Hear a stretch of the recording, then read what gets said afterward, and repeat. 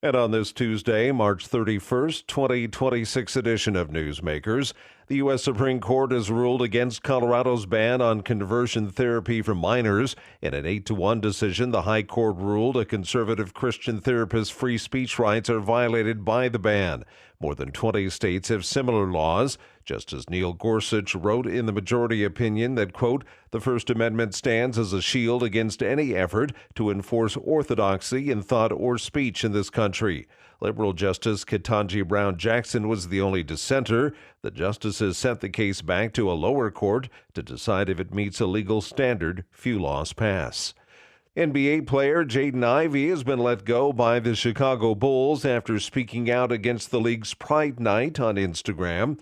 Gethin Coolbaugh reports. Ivey criticized the NBA for celebrating Pride Month and what he described as, quote, unrighteousness. He also wondered why when, quote, gospel is preached that people hate it. Coach Billy Donovan said the Bulls have employees from, quote, all different walks of life, end quote, and Ivey's comments don't reflect the values of the organization. Chicago acquired Ivey from Detroit on February 3rd. I'm Gethin Coolbaugh.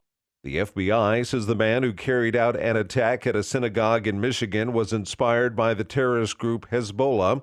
Mark Mayfield reports. In her update Monday on the Temple Israel attack near Detroit on March 12th, FBI agent Jennifer Runyon said the investigation shows the 41-year-old subscribed to the terrorist group's ideology and researched local Jewish populations before the attack. The Department of Justice says the man acted on directions from Hezbollah and he was no lone wolf. Runyon said he smashed through the temple in his truck with $2,200 worth of fireworks and 35 gallons of gasoline. He died of a self-inflicted gunshot wound during a shootout with temple security.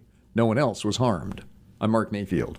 The founder of a Texas megachurch who resigned after pleading guilty to sexually abusing an Oklahoma woman in the 1980s has been released from an Oklahoma jail. Osage County officials say 64-year-old Robert Preston Morris was released early today. He served 6 months after pleading guilty last year to 5 counts of lewd or indecent acts with a child.